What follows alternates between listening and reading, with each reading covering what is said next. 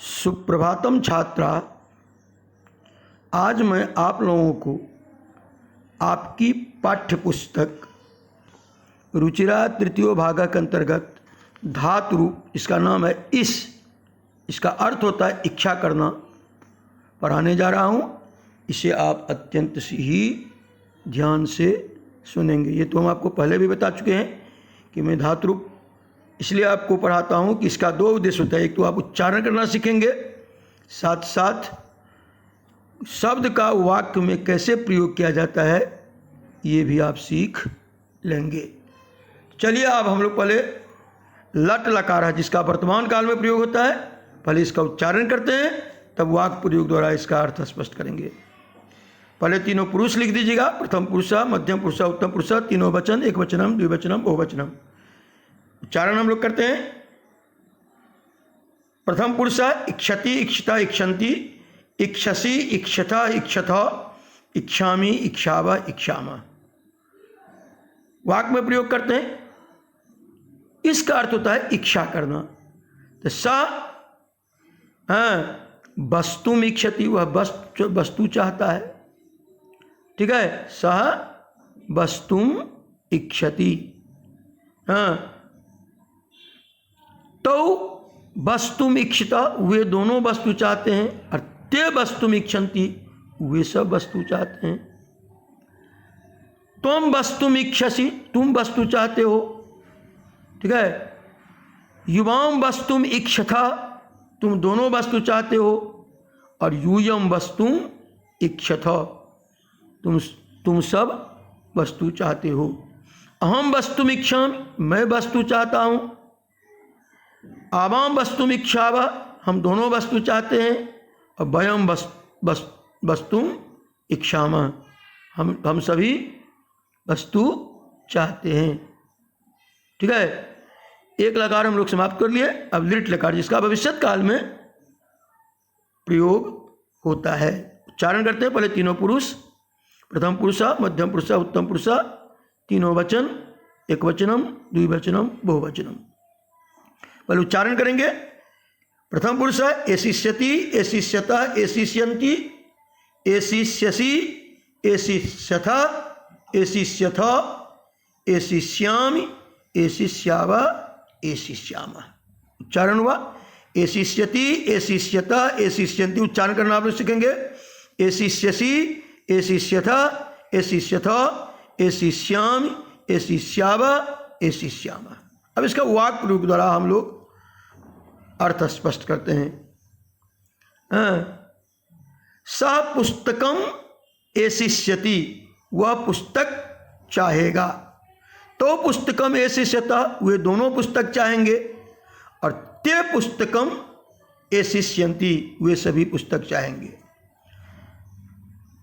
त्वम पुस्तकम एशिष्यसि, तुम पुस्तक चाहोगे। युवाम पुस्तकम एशिष्यथ, तुम दोनों पुस्तक चाहोगे। और यूयम पुस्तकम एशिष्यथ, तुम सब पुस्तक चाहोगे। उत्तम पुरुष अहम पुस्तकम एशिष्यामि, मैं पुस्तक चाहूँगा। आवाम पुस्तकम एशिष्याव, हम दोनों पुस्तक चाहेंगे। और वयम पुस्तकम एशिष्यामः, हम सब पुस्तक चाहेंगे। दो लकार हम लोग समाप्त कर लिए। लट लकार वर्तमान काल, दृढ़ लकार भविष्यत काल। अब हम लोग लंग लकार, जिसको अतीत काल, भूतकाल कहते हैं, पास्ट टेंस जिसको रिजिम कहा जाता है।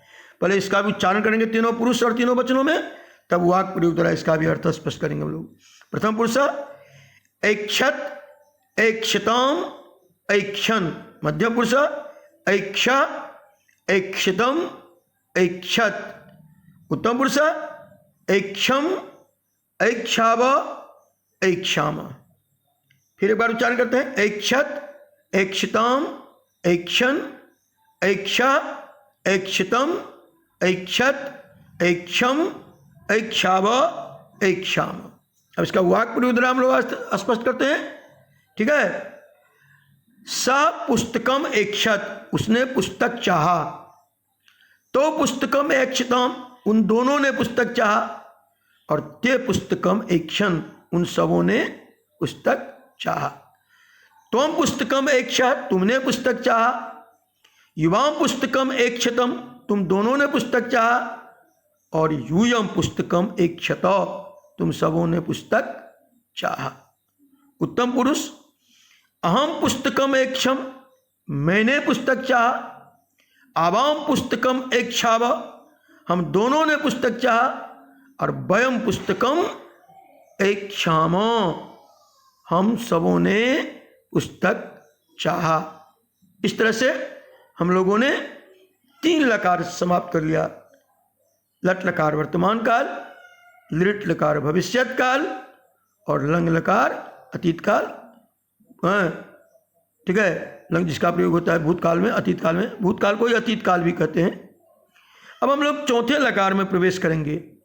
लोट लकार है, जिसका प्रयोग अनुज्ञा आदेश के अर्थ में होता है। किसी को जब आदेश दिया जाता है और किसी से जब आदेश लिया जाता है, दोनों स्थिति में इसका प्रयोग होता है। किसी से आदेश लेने के समय भी और किसी से आदेश देने के समय भी। ठीक है, तो पहचान तो आप पहले से ही जानते हैं। तू तम अंतु और तम तो कितनी बार बताएं धातु में? आनी आवा आमो। ठीक है, इसकी पहचान है। तो पहले हम लोग तीनों में, तीनों पुरुष और तीनों वचन में इसका उच्चारण करेंगे। प्रथम पुरुष इक्षतु इक्षताम इक्षन्तु। मध्यम पुरुष इक्ष इक्षतम इक्षत। उत्तम पुरुष इक्षानी इक्षाव इक्षाम। फिर एक बार उच्चारण करते हैं। इक्षतु इक्षताम इक्षन्तु। इक्ष इक्षतम इक्षत। इक्षानी इक्षाव इक्षाम। अब हम लोग इसका वाक्य प्रयोग द्वारा अर्थ स्पष्ट करेंगे। ठीक है, भवान पुस्तकम इक्षतु, आप पुस्तक चाहें। भवान पुस्तकम इक्षतु, आप पुस्तक चाहें। भवंतो पुस्तकम इक्षताम, आप दोनों पुस्तक चाहें। और भवंता पुस्तकम इक्षन्तु, आप सभी पुस्तक चाहें। मध्यम पुरुष त्वम पुस्तकम इक्ष, तुम पुस्तक चाहो। युवाम पुस्तकम इक्षतम, तुम दोनों पुस्तक चाहो। और यूयम पुस्तकम इक्षत, तुम सब पुस्तक चाहो। उत्तम पुरुष अहम पुस्तकम इक्षानि, मैं पुस्तक चाहूं। आवाम पुस्तकम इक्षावा, हम दोनों पुस्तक चाहें। और वयम पुस्तकम इक्षाम, हम सब पुस्तक चाहें। इस तरह से तीनों पुरुष और तीनों वचन का प्रयोग हमने लोट लकार का भी कर लिया। एक बार उच्चारण फिर कर लेते हैं। इक्षतु इक्षताम इक्षन्तु। इक्ष इक्षतम इक्षत इक्षानी इक्षाव इक्षाम। अब अंतिम लकार बच गया है, जिसका नाम है विधि लिंग लकार है। विधि लिंग, विधि लिंग।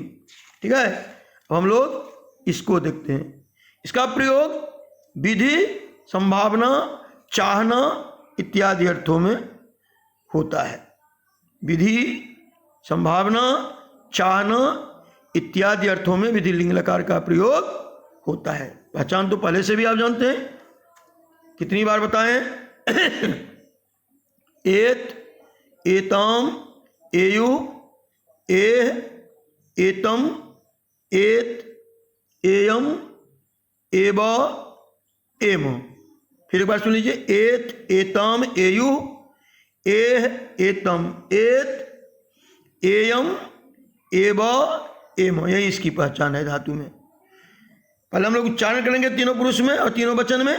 प्रथम पुरुष इक्षेत इक्षेताम इक्षेयु।